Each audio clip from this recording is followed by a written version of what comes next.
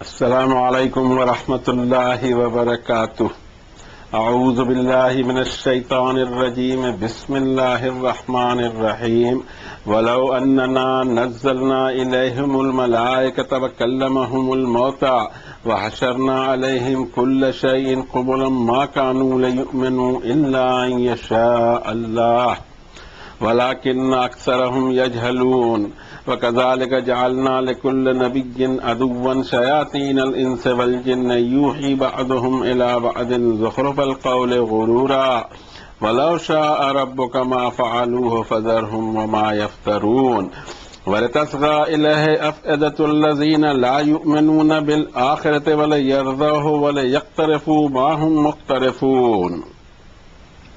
أفغير الله أبتغي حكما وهو الذي أنزل إليكم الكتاب مفصلا والذين آتيناهم الكتاب يعلمون أنه منزل من ربك بالحق فلا تكونن من الممترين وتمت كلمة ربك صدقا وعدلا لا مبدل لكلماته وهو السميع العليم وإن تطع أكثر من في الأرض يضلوك عن سبيل الله إن يتبعون إلا الظن وإن هم إلا يخرصون إن ربك هو أعلم من يضل عن سبيله وهو أعلم بالمهتدين فكلوا مما ذكر اسم الله عليه إن كنتم بآياته مؤمنين وما لكم ألا تأكلوا مما ذكر اسم الله عليه وقد فصل لكم ما حرم عليكم إلا ما اضطررتم إليه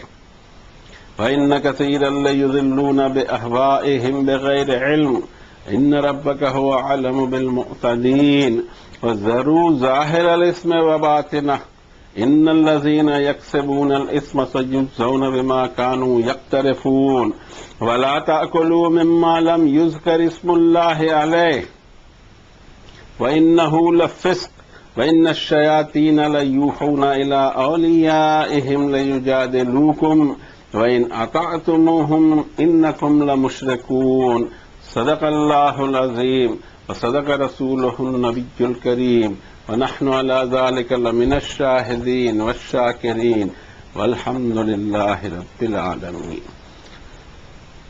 یہ تھی آیات بینات، انسانیت کی ہدایت کے لیے اتارے جانے والے فائنل ریویلیشن، جو آج سے 1450 سال قبل نازل کیا گیا۔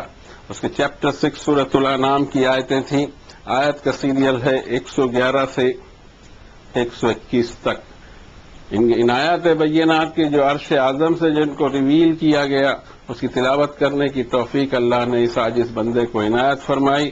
اللہ سے دعا ہے کہ قبول فرمائے۔ اب ہم اس پہ غور و فکر کرتے ہیں کہ ہمارے لیے اس میں کیا پیغامات موجود ہیں، اور پھر ان کو ڈسکور کر کے اپنے ذہن کو، دل کو، دماغ کو، اپنے ایٹیٹیوڈ کو، اسٹائل کو بدلنے کی کوشش کریں، اور اس کو اکارڈنگ ٹو تنزیل، اکارڈنگ ٹو اللہ کا کلام بنانے کی کوشش کریں۔ سب سے پہلے ہمیں تو اس کا ترجمہ دیکھنا ہوگا، اس لیے کہ ہمیں پتہ ہے ترجمہ ممکن نہیں ہے، کلام الہی ہے، لیکن چونکہ ہم نے دوریاں پیدا کر لی، جبکہ 2 لینگویج فارمولا رسول اللہ صلی اللہ علیہ وسلم نے چھوڑا تھا اس دنیا میں، کہ ایک لینگویج ہوگی تمہاری مذہبی اور ایک لینگویج ہوگی تمہاری مدر ٹنگ، لیکن ہم نے اس پر عبادتیں تو ضرور کی۔ ایک ہی زبان میں ساری دنیا میں ہم عبادتیں کرتے ہیں، لیکن 2500 زبان سیکھیں گے ہم، نہیں سیکھیں گے تو صرف قرآن شریف کی عربی نہیں سیکھیں گے، اس کو ایسے ہی پڑھیں گے۔ یعنی ہماری بھی ایک عجیب ضد ہے۔ اگر یہ چیز نہ ہوتی اور ترجمے کی کیفیت نہ ہوتی تو ہم یہ سمجھتے ہیں کہ اتنی بات کہنے کی ہمیں ضرورت ہی نہیں تھی۔ ہر شخص کے دل پر کلام الہی پڑھ کر اس کا اثر ہوتا، ڈائریکٹ اثر ہوتا، اس لیے کہ ہر بندہ، چاہے وہ اس کی قومیت کچھ بھی ہو، اس کا مذہب کچھ بھی ہو، لیکن اس میں روح عرش اعظم سے آئی ہوئی ہے، اور یہ کلام بھی عرش اعظم سے آیا ہوا ہے، وہ سیدھا جا کر اس پہ اٹیک کرے گا، اسے قلب پر۔ اور اس انسانیت کی طرف ہم اگر فرشتے بھی اتار دیتے اور مردے بھی ان سے بات کر لیتے اور ہر چیز کو ہم ان کے سامنے پیش بھی کر دیتے، تو بھی اسے ماننے والے نہیں تھے۔ ہوتا وہی جو اللہ چاہے، لیکن ان کی اکثریت کا حال یہ ہے کہ جہالت سے کام لیتے ہیں۔ اور اس طرح ہم نے ہر نبی کے لیے انسانوں اور جناتوں کے شیطان صفت لوگوں کو آمادہ دشمن پایا کہ جو ایک دوسرے کی طرف دھوکہ دینے کے لیے چکنی چپڑی ملمہ سازی والی باتیں کرتے رہتے ہیں، اور اگر آپ کا رب چاہتا تو یہ حرکت وہ نہ کرتے، سو انہیں چھوڑ دیجئے اور ان کی پوری اختراع پردازی اور پورے فیبریکیشن کو چھوڑ دیجئے۔ اور اس طرح وہ لوگ جو آخرت کے حساب پر ایمان نہیں رکھتے، ان کے دل ان کی طرف مائل ہوں گے، اور پھر انہیں بھی راضی ہونے دیں اور انہیں بھی کمانے دیں جو کچھ گناہ انہوں نے کمانا ہے۔ اب اس انسانیت کو ایک سوال اور بھی پوچھیں کہ کیا اللہ کے سوا میں کسی اور کو حکم، فیصلہ کن ذات تجویز کروں، جبکہ اسی اللہ نے تمہاری طرف یہ کتاب اتاری ہے جس میں تمام تفصیل ہے۔ جن لوگوں کو ہم نے الکتاب دی وہ جانتے ہیں کہ یہ اللہ ہی کی طرف سے نازل شدہ حق سے بھرپور کلام ہے، سو نہ ہونا شک کرنے والوں میں۔ اور آپ کے رب کے کلمات سچائی اور عدل کے میزان پر کھرے اترتے ہیں، اس کے کلمات کو کوئی تبدیل نہیں کر سکتا، اور وہ ہر چیز کو سنتا ہے اور ہر چیز کا اسے علم بھی ہے۔ اور اگر تم نے کہا مانا اطاعت کی بہت سارے لوگوں کی جو زمین میں بستے ہیں، جو وہ تمہیں اللہ کی راہ سے بھٹکا دیں گے، یہ صرف اور صرف گمان کی پیروی کرتے ہیں اور صرف اٹکلوں کے گھوڑے دوڑاتے ہیں۔ بے شک آپ کے رب کو ہی اچھی طرح معلوم ہے کہ کون اس کے راہ سے بھٹکا ہوا ہے، اور وہ اچھی طرح جانتا ہے کہ کون ہدایت والے ہیں۔ تو تمہارا کام یہ ہے کہ تم کنزیوم کر سکتے ہو، کھا سکتے ہو ان جانوروں کا گوشت جس پر اللہ کا نام لیا گیا ہو، اگر تم اللہ کی نشانیوں پر ایمان رکھتے ہو۔ اور تمہیں کیا ہو گیا ہے کہ تم کنزیوم نہیں کرتے ان چیزوں کو جس پر اللہ کا نام لیا گیا ہو، جبکہ اللہ نے تفصیل بیان کر دی کہ کیا کیا چیزیں اس نے تم پر حرام کی ہیں، اور یہ بھی بتا دیا کہ بحالت انتہائی مجبوری تمہیں کیا کرنا ہے۔ بہت سے لوگ اپنی منمانی پر اور بغیر کسی نالج کے لوگوں کو گمراہ کرتے ہیں۔ بے شک آپ کو رب کو اچھی طرح معلوم ہے کہ کون ایکسس کرتا ہے، کون زیادتی پسند ہے۔ اور گناہوں کے ہر گناہ کے ظاہری پہلو کو بھی چھوڑ دو اور باطنی پہلو کو بھی چھوڑ دو۔ بے شک جو لوگ گناہ کماتے ہیں وہ اپنی کمائی کی سزا پا کر رہیں گے۔ اور نہ ان چیزوں کو کنزیوم کرنا جس پر نہیں نام لیا گیا اللہ کا، اور یہ حرکت فسق میں شمار ہوگی۔ حالانکہ شیطان صفت اپنے چیلے چاٹوں کی طرف اس طرح کے اشارے بھیجتے رہتے ہیں کہ وہ تم سے آرگومنٹ کرتے رہیں، اگر تم نے ان کی مانی تو شمار تمہارا بھی مشرکوں میں ہوگا۔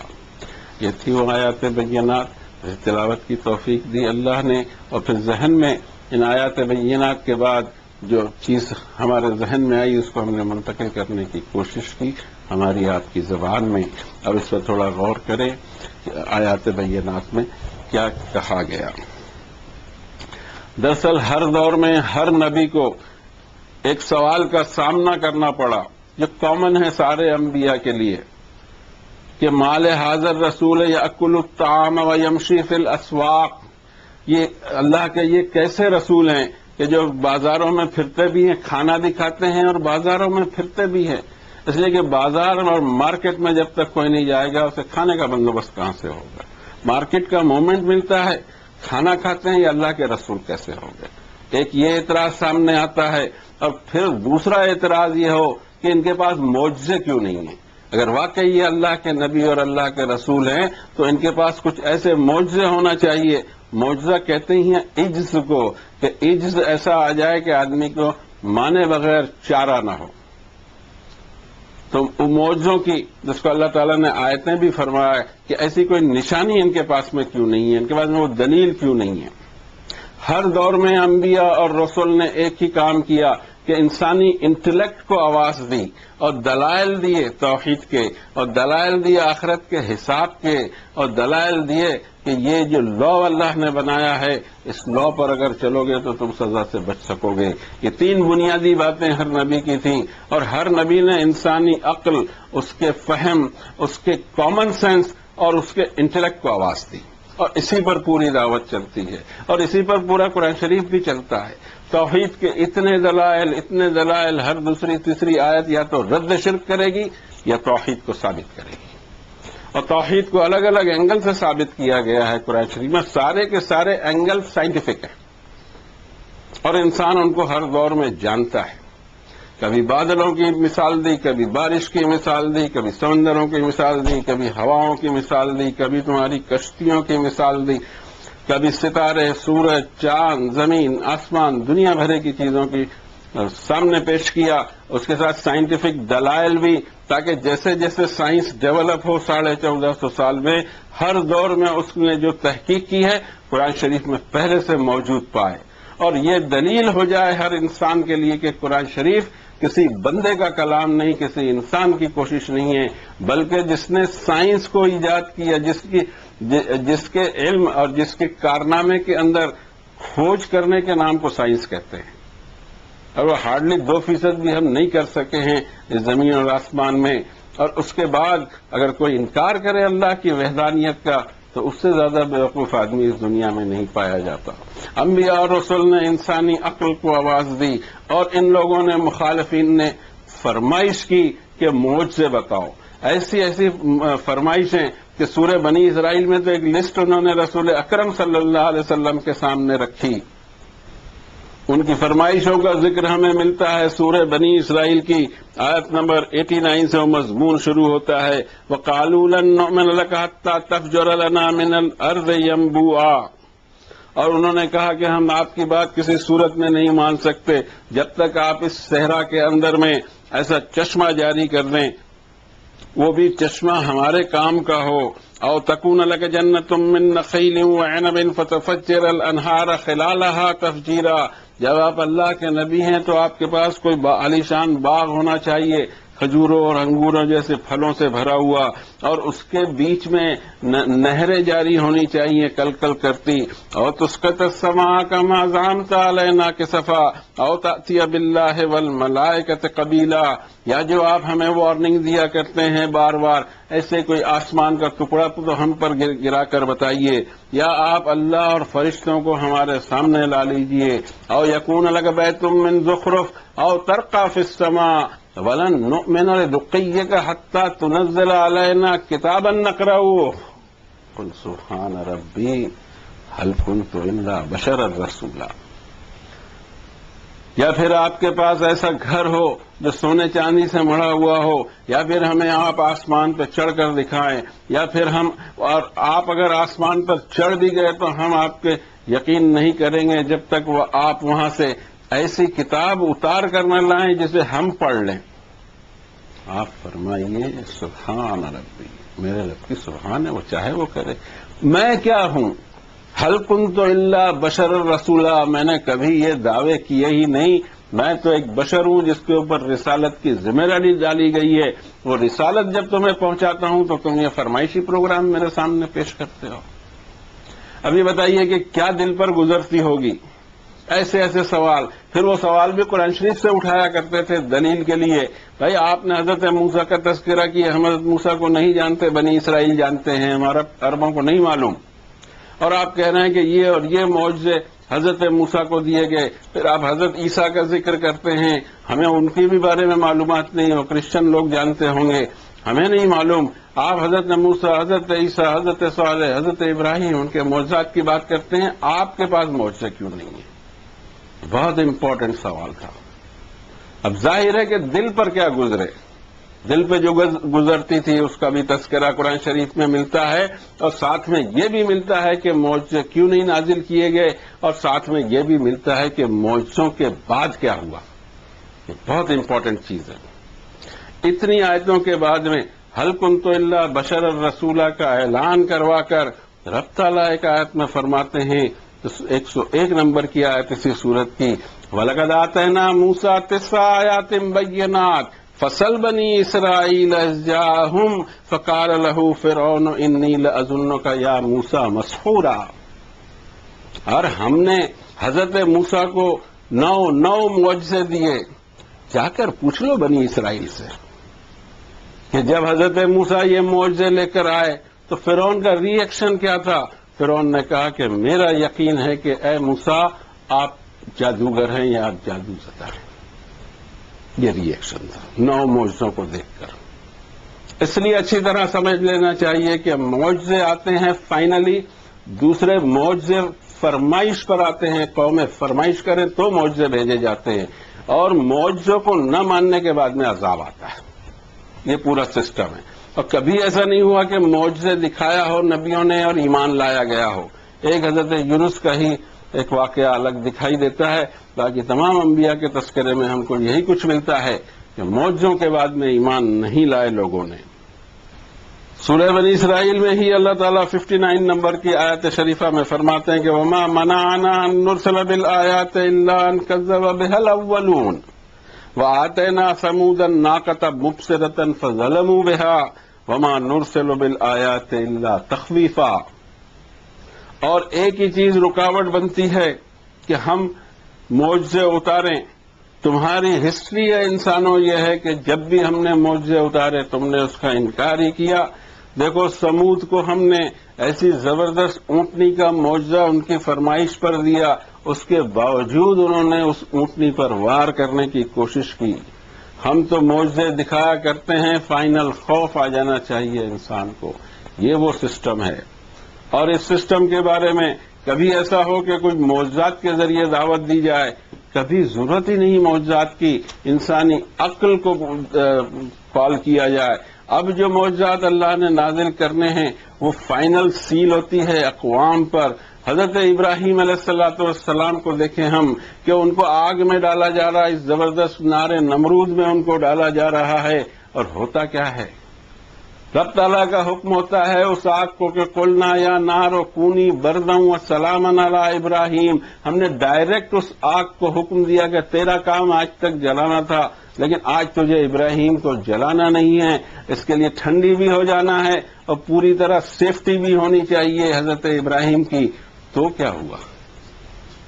اتنا بڑا واقعہ ایک کیپٹل سٹی کے اندر میں ایسی گریٹ ڈائنسٹی میں ہو رہا ہے، ساری عوام اس کو مشاہدہ کر رہی ہوں کہ ایک شخص کو ایسی زبردست الاؤ میں ڈالا جا رہا ہو اور وہ ہنستے کھیلتے باہر آ جائے. آدھے شہر نے ایمان لانا چاہیے تھا، مگر ہوتا کیا ہے؟ رب تعالیٰ فرماتے ہیں فآمن لہ لوط، ایک آدمی ایمان لایا. یہ ہے معجزات دکھانے کے بعد. پھر اللہ تعالیٰ نے ان کو ٹائم نہیں دیا، حضرت ابراہیم کو حکم دیا کہ تم یہاں سے ہجرت کر جاؤ. حضرت ابراہیم اپنے وطن سے ہجرت کرتے ہیں، ہم وطن کے لیے لڑتے ہیں. انبیاء کی سنت وطن کو چھوڑنا ہے، تو انہوں نے وطن کو چھوڑا. قال انی مہاجر الی ربی سیہدین، میں ہجرت کر لوں گا میرے رب کے راستے میں، اب اس آبادی میں میں رہ نہیں سکتا. اور پھر اللہ نے ہمیشہ ہمیشہ کے لیے تباہ کر دیا.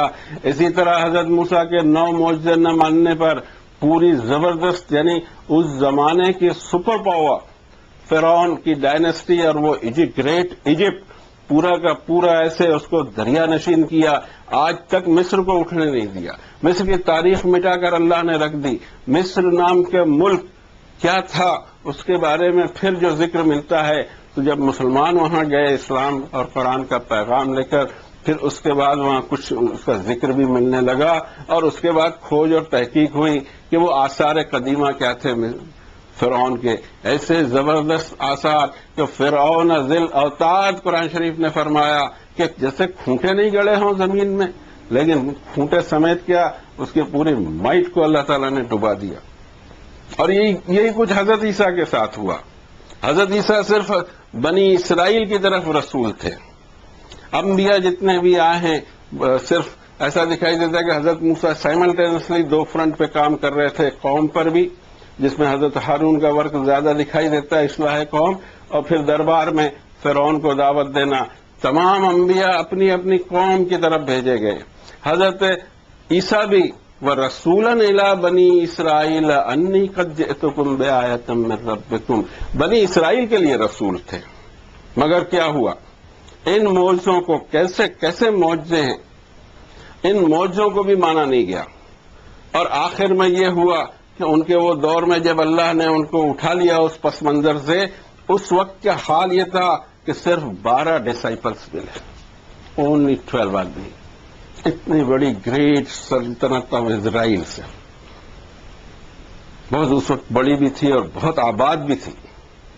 تاریخ میں ملتا ہے کہ اس کی آبادی اس وقت کیا تھی، نہیں ہوئے. معجزے آتے ہیں سیل مارنے کے لیے، اس لیے کہ اب بھی نہیں مانا تو اب عذاب آئے گا، ورنہ عذاب آیا نہیں کرتے.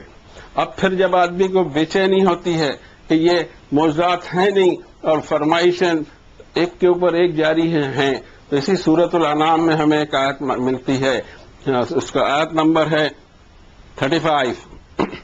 وَإِنْ كَانَ كَبُرَ عَلَيْكَ إِعْرَاضُهُمْ فَإِنِ اسْتَطَعْتَ أَن تَبْتَغِيَ نَفَقًا فِي الْأَرْضِ أَوْ سُلَّمًا فِي السَّمَاءِ فَتَأْتِيَهُمْ بِآيَةٍ وَلَوْ شَاءَ اللَّهُ لَجَمَعَهُمْ عَلَى الْهُدَىٰ فَلَا تَكُونَنَّ مِنَ الْجَاهِلِينَ. اور اگر آپ پر نبی صلی اللہ علیہ وسلم ان کے اعتراضات یا ان کا منہ موڑنا بھاری پڑتا ہے تو ہو سکے آپ سے زمین میں ایک سرنگ لگا لیجئے یا آسمان پہ چڑھنے کا کوئی ذریعہ اور ان کو کوئی معجزہ لا کے دکھا دیجئے. اگر اللہ چاہتا تو سب کو ہدایت پہ جمع کر دیتا. یہ بہت سوچنے کی چیز ہے. یہ پروگرام ہی نہیں اللہ کا کہ ساری دنیا کو ہدایت دے دی جائے، اور نہ ملنے والی ہے کبھی. یہ شر اور خیر، اس کی ایک جنگ ہمیشہ مچی رہے گی، اور ہر وقت ہر دور کے انسان کے پاس میں چوائس ہوگی کہ وہ شر کی چوائس کرے یا خیر کی چوائس کرے. یہ کبھی نہیں ہوگا کہ ایک ہی رنگ میں اللہ تعالیٰ سب کو رنگ دے، کبھی وہ رہا ہی نہیں ہے، بلکہ ہر چیز میں اللہ تعالیٰ نے ندرت رکھی ہے. تو یہاں فرمایا کہ اگر دائی کو کبھی ایسا ہوتا ہو تو خود کچھ کر لے. اللہ تعالیٰ نے تو دعوت کو انسانی عقل کے بنیاد پر جاری کیا. جنہوں نے عقلیں لگائی وہ صحابہ کرام بن گئے، جنہوں نے اپنی عقلیں لگائی وہ حضرت عیسیٰ کے ساتھی بن گئے، جنہوں نے اپنے عقلیں لگائی وہ حضرت موسیٰ کے ساتھ دریا پار کر گئے، جنہوں نے عقل کو تالا مارا وہ ڈوب کر رہے. یہ پورا سسٹم ہے. یہی اس کو فرمایا رب تعالیٰ نے کہ اگر یہ جو نہ ماننے والی جنتا ہے، اگر ان کے سامنے ہم فرشتے اتار دیں یا مردے ان سے کلام کر لیں یا ساری چیزیں ان کے سامنے ہی پیش کر دی جائے، ماننے والے نہیں. وہ ہوتا وہ ہے جو اللہ چاہے، اس لیے کہ ان کی اکثریت جہالت سے کام لیتی ہے. اور یہ بھی فرمایا کہ ہر نبی کے دور میں ہم نے یہ دو طاقتیں رکھی، جنات اور انسان کے شیطان صفت لوگوں کی، کہ وہ ایک دوسرے کی طرف چکنے چپڑے اشارے کرتے رہیں، ایک دوسرے کو دھوکے میں ڈالے رکھیں. وَلَوْ شَاءَ رَبُّكَ مَا فَعَلُوهُ، اگر آپ کا رب نہ چاہتا تو یہ کر بھی نہیں سکتے تھے. فَذَرْهُمْ وَمَا يَفْتَرُونَ، ان کو چھوڑو اور ان کے فیبریکیشن کو بھی چھوڑو. لیکن وَلِتَصْغَىٰ إِلَيْهِ أَفْئِدَةُ الَّذِينَ لَا يُؤْمِنُونَ بِالْآخِرَةِ، ان حرکتوں کی وجہ سے جن کو آخرت کے حساب پر یقین یا ایمان نہیں ہے، ان کے دل ان کی طرف مائل ہوں گے. پھر ہوتے رہیں خوش وہ اور کماتے رہیں جتنے گواہ کو کمانا ہے. اگلی آیت شریفہ میں پھر ایک نئے مضمون کے ساتھ سامنے آتی ہے. اگلی آیت شریفہ افغیر اللہ ابتغی حکما وهو الذی انزل الیکم الکتاب مفصلا، ان سے پوچھئے اس انسانیت سے کہ کیا میں اللہ کے سوا دوسرے کسی کو فیصلہ کن ہستی بنا لوں جبکہ اس نے تمہاری طرف تفصیل سے بھری کتاب نازل فرمائی. یہ قرآن اپنی تفصیل آپ ہے، یہ قرآن اپنی تفسیر بھی آپ ہے. فرمایا وَلَا يَأْتُونَكَ بِمَثَلٍ إِلَّا جِئْنَاكَ بِالْحَقِّ وَأَحْسَنَ تَفْسِيرًا، کوئی بھی کوشچن ریز کر جائے یہ انسانیت، ہم اس کا تفصیلی جواب اس میں رکھیں، اس کی تفسیر رکھیں اس میں، اور تفصیل بھی اس میں کل شیء فصلناہ تفصیلا. اور ایک حدیث شریف میں بھی ہے کہ ان القرآن یصدق بعضہ بعضا، قرآن کا ایک حصہ قرآن شریف کے دوسرے حصے کی تصدیق کرتا ہے. اس کی بہترین تفسیر خود قرآن ہے. ہم ادھر ادھر کی تفسیر، ہماری کوشش رہتی ہے کہ ہم آیت کے درمیان ہی رہیں، اس سے آگے بڑھنے کی کوشش نہیں کرتے کہ آیت میں کیا فرمایا گیا. اس آیت میں فرمایا کہ عقل استعمال کرو کہ کیا اللہ کے سوا کسی اور کو فیصلہ کن بنائے، کسی اور کے پاس میں اپنے فیصلے لے جائیں. جبکہ سورۃ المائدہ ہم پڑھ چکے ہیں اس سے پہلے، جس میں رب تعالیٰ فرماتے ہیں کہ وَمَن لَّمْ يَحْكُم بِمَا أَنزَلَ اللَّهُ فَأُولَٰئِكَ هُمُ الظَّالِمُونَ، اللہ نے جو احکامات نازل کیے جب اور جس دور میں اس کے مطابق کوئی فیصلہ نہ کرے وہ ظالم اور گنہگار ہے. پھر یہ بھی فرمایا سورہ مائدہ میں ہی حکم الجاہلیت یبغون، کیا اب بھی جہالت بھرے فیصلے چاہیے؟ کس معاملے کا فیصلہ چاہیے ہمیں؟ کون سا ایسا معاملہ ہے جس کا ذکر قرآن شریف نے نہیں کر دیا؟ اصل میں وہ وحی کا مزاج بنے ہمارا قرآن شریف والا ایمان بنے، قرآن شریف پر لازوال ایمان ہو، تو ہمارے ہر مسئلے کا حل اس میں ہے، بشرطے کہ وہ اینگل اللہ تعالی ہمیں دے دے۔ ضرورت نہیں پڑے گی پھر عدالتوں کے چکر کاٹنے کی، ضرورت نہیں پڑے گی ہمیں غیروں کے پاس فیصلہ لے جانے کی، ہمارا فیصلہ یہی کتاب کر دے گی۔ لیکن اس کے لیے ضروری ہے کہ دونوں فریق کو اللہ کی کتاب پر ایمان چاہیے، ورنہ یہ ہوگا کہ عدالتیں بھری رہیں گی مسلمانوں سے، ایک دوسرے کے جھگڑے، زمین کے جھگڑے اور کیا کیا نہیں جھگڑے ہیں۔ ہمارے ملک میں 15%، 20% مسلمان، عدالتوں میں جاؤ تو 60% مسلمان، وہی کیسز چل رہے ہیں۔ ضرورت نہیں تھی اس کی۔ اگر خوف خدا، خوف آخرت، ایمان بالکتاب، ایمان بالرسول، یہ ساری چیزیں اگر ہمارے پاس ہوتی تو دونوں فریق کو ضرورت ہی نہیں پڑتی کہ عدالت کے چکر کاٹیں۔ اگلی آیت شریفہ میں فرمایا کہ تمت کلمت ربک صدقا وعدلا، آپ کے رب کے کلمات ہمیشہ کھرے اترتے ہیں سچائی پر اور توازن، عدل یا انصاف پر۔ لا مبدل لکلماتہ، کوئی اس کے کلمات کو بدل نہیں سکتا۔ وَهُوَ السَّمِيعُ الْعَلِيمُ وَإِن تُطِعْ أَكْثَرَ مَنْ فِي الْأَرْضِ يُضِلُّوكَ عَنْ سَبِيلِ اللَّهِ، سب کی سنتے رہیں، اللہ کی راہ سے گمراہ کر دیں۔ إِن يَتَّبِعُونَ إِلَّا الظَّنَّ، جو باتیں کہہ رہے ہیں وہ صرف گمان کی، ظن کی باتیں ہیں۔ وَإِنْهُمْ إِلَّا يَخْرُصُونَ، گمان کے گھوڑے دوڑائے جا رہے ہیں۔ إِنَّ رَبَّكَ هُوَ أَعْلَمُ مَن يَضِلُّ عَنْ سَبِيلِهِ وَهُوَ أَعْلَمُ بِالْمُهْتَدِينَ، آپ کے رب کو اچھی طرح معلوم ہے کہ اس کے راہ سے گمراہ کون ہوا اور کون ہدایت پر ہے۔ فَكُلُوا مِمَّا ذُكِرَ اسْمُ اللَّهِ عَلَيْهِ إِن كُنتُم بِآيَاتِهِ مُؤْمِنِينَ، تمہیں چاہیے کہ تم کنزیوم کرو، استعمال میں لاؤ اپنی غذا کی صورت میں ان چیزوں کو، ان جانوروں کو جن پر ذبح کرتے وقت اللہ کا نام لیا گیا ہو۔ اگر تم اللہ کی آیتوں پر ایمان رکھتے ہو تو کسی شے کو اپنے اوپر حرام نہیں کر لینا۔ حرام کرنا یہ ایسی ٹرمینالوجی ہے کہ اللہ تعالیٰ کو سخت ناپسند ہے۔ جو چیزیں حلال ہیں یا حرام ہیں ان کا ذکر اللہ نے اپنی کتابوں میں کر دیا۔ ہمارے پاس آخری کتاب ہے، اس میں پوری لسٹ ہے۔ یہ بات الگ ہے مجھے کوئی چیز پسند نہیں آئے یا میری طبیعت نہ کرتی ہو میں اس کو استعمال نہ کروں، لیکن اس کو حرام کا درجہ نہیں دے سکتا۔ یہ جو پرٹیکولر ٹرمینالوجی ہے یہ صرف اللہ کا حق ہے۔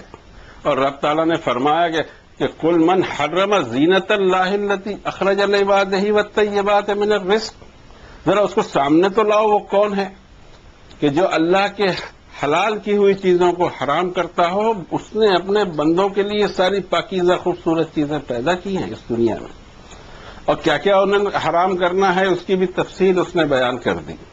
اب بچتا کیا ہے ہمارے لیے؟ اس لیے اپنے آپ پر بھی یہ گرفت لگاتے ہیں کہ لفظ حرام ہمارے منہ سے اس چیز کے بارے میں نہ نکلے جس چیز کے بارے میں قرآن شریف نے حرام نہیں کہا ہے۔ اور اس سے بھی زیادہ ڈیپ اور گہری بات کہی گئی کہ یا ایھا النبی لما تحرم ما احل اللہ لک، اے نبی صلی اللہ علیہ وسلم اس چیز کو اللہ نے آپ کے لیے حلال کیا اس کو آپ نے حرام کیسے کیا؟ جا کے دیکھ لیجئے، ہمت نہیں ہوتی ان آیتوں کی ترجمہ کرنے کی، قرآن شریف میں موجود ہے، ترجمے بھی موجود ہے، پڑھ کے دیکھ لیجئے۔ اس لیے اپنے پر پابندی لگانا ضروری ہے کہ this terminology should not be used. ہم کسی چیز پہ بین لگا دیں وہ الگ شے ہے، حرام کرنا الگ شے ہے۔ اگر مفاد عامہ کے لیے بعض چیزیں بین ہوتی ہیں، بس بین ہے تو ٹھیک ہے، بین نہیں استعمال ہوگی، لیکن اس کی ٹرمینالوجی بدلی نہ جائے۔ آگے فرماتے ہیں اللہ وما لکم الا تأکلون مما ذکر اسم اللہ علیہ وقد فصل لکم ما حرم علیکم الا ما اضطررتم الیہ، تمہیں کیا ہو گیا؟ تم کیوں نہیں کنزیوم کرو گے ان چیزوں کو جس پر اللہ کا نام لیا گیا ہو، جبکہ تفصیل سے اس نے بتا دیا ہے کہ کیا چیزیں تم پر حرام ہیں۔ اور یہ آئے گی آیت انشاءاللہ، پوری لسٹ حرام کی دی ہے۔ ہمارے پاس وہ لسٹ نہیں ہے، ہم سچ کہتے ہیں آپ سے، ہمارے پاس کوئی دوسری لسٹ ہم کو پکڑا دی گئی ہے، قرآن شریف کی لسٹ ہی ہم سے چھین لی گئی۔ یہ آئے گی آیت، اور ہم اس وقت اس لیے نہیں کہنا چاہتے ہیں کہ انشاءاللہ چند ہی روز میں یہ سامنے آئے گی آیت، کہ اسی صورت شریفہ میں کہ ہم بتائیں گے اس میں کہ اللہ تعالیٰ نے حرام کی ایک پوری لسٹ دے دی۔ اور یہ لسٹ ہمارے پاس سے غائب کر دی گئی، ایک نئی لسٹ ہم کو پکڑا دی گئی، ہم اس پہ عمل کیے چلے جا رہے ہیں، اور یہ بھی بتا دیا کہ انتہائی مجبوری میں تمہیں کیا کرنا ہے۔ وَإِنَّ كَثِيرًا لَيُضِلُّونَ بِأَهْوَائِهِمْ بِغَيْرِ علم، اکثر لوگ اپنی خواہشات کے حساب کے اعتبار سے بغیر کسی جانکاری کے گمراہی پھیلاتے رہتے ہیں۔ اللہ کو ان ربک هو عالم بالمعتدین، زیادتی پسند کون ہے، کون حد سے آگے بڑھ رہا ہے، اللہ کو اچھی طرح معلوم ہے۔ وَذَرُوا ظَاهِرَ الْإِثْمِ وَبَاطِنَهُ، گناہوں کے ظاہر یا باطن ہر پہلو کو چھوڑ دیا جائے۔ بے شک جو لوگ گناہ کماتے ہیں وہ اپنی کمائی کی سزا پا کر رہیں گے۔ وَلَا تَأْكُلُوا مِمَّا لَمْ يُذْكَرِ اسْمُ اللَّهِ عَلَيْهِ وَإِنَّهُ لَفِسْقٌ، اللہ کا نام نہیں لیا جائے ان چیزوں کو کنزیوم نہیں کرنا، یہ گناہ کا کام ہے۔ حالانکہ شیطان لیوحون وَإِنَّ الشَّيَاطِينَ لیوحون إِلَىٰ أَوْلِيَائِهِمْ لِيُجَادِلُوكُمْ وَإِنْ أَطَعْتُمُوهُمْ إِنَّكُمْ لَمُشْرِكُونَ، شیطان صفت لوگ یہ حرکتیں کرتے ہی رہیں گے اپنے چیلے چاٹوں کو، کچھ نہ کچھ اشارے بازی کہ اس طرح سے وہ تم سے آرگومنٹ کھڑا کریں، اگر ان کی مانو گے تو اس صورت میں تم بھی مشرک شمار کیے جاؤ گے۔ اللہ تعالیٰ بچائے ان چیزوں سے جو اس کی حرام کردہ چیزیں ہیں۔ حرام کی لسٹ میں آپ کو جب انشاءاللہ آیت آئے گی تو ہم بتائیں گے کہ اتنا بڑا حرام جو ہے ہمیں پتہ ہی نہیں کہ حرام کی لسٹ کی سب سے پہلی آئٹم کون سی ہے۔ یہ ضروری تھا ہمارے لیے کہ حرام چیزوں سے ہم ویسے ہی بچیں جیسے سائنائڈ کے زہر سے ہم بچا کرتے ہیں، سانپ کے کاٹنے سے ہم بچا کرتے ہیں، لیکن وہ لسٹ ہی نہیں ہے ہمارے پاس جس میں یہ ذکر ہو۔ انشاءاللہ آیتیں آئے گی، آپ خود دیکھ لیں گے کہ آپ کے دماغ میں یا آپ کے دل میں جو اتارا گیا ہے حرام اور حلال کی لسٹ وہ موجود ہی نہیں ہے جو قرآن شریف میں ہے۔ اسی پر آج کی بات ختم کرتے ہیں اس دعا کے ساتھ، یا اللہ زیادتی پسند ہم نہ بنیں، یا اللہ ہم کنٹرول میں رہیں، آپ کی حلال کردہ چیزیں ہم استعمال کر سکتے ہیں لیکن آپ کی حرام کردہ چیزوں سے اجتناب کرتے رہیں جتنا ہم سے ہو سکے حد الامکان۔ اس کے علاوہ اپنی طرف سے دین میں کوئی بات نہ کریں، نہ حرام اور حلال کی ٹھیکیداری کا ہم استعمال کریں۔ اللہ سے معافی چاہتے ہیں ہم ہماری ان حرکتوں کا، اور دعوت اللہ دینے کے لیے یہ قرآن شریف ہی کافی ہے، ہمیں کوئی الگ سے پروگرام چلانا نہیں ہے۔ اس قرآن کو مسلم ہوں غیر مسلم ہوں کچھ بھی ہوں، صرف ایک شرط ہے کہ وہ آدم علیہ السلام کی اولاد ہو، اس تک ہم کو پہنچانا ہے ان پیغامات کو۔ اس کے علاوہ اللہ دوسرے تمام کاموں سے بچا کر رکھے، یہی کام ایک کروا لے اور اسے قبول بھی کر لے۔ وصلی اللہ علیہ وسلم۔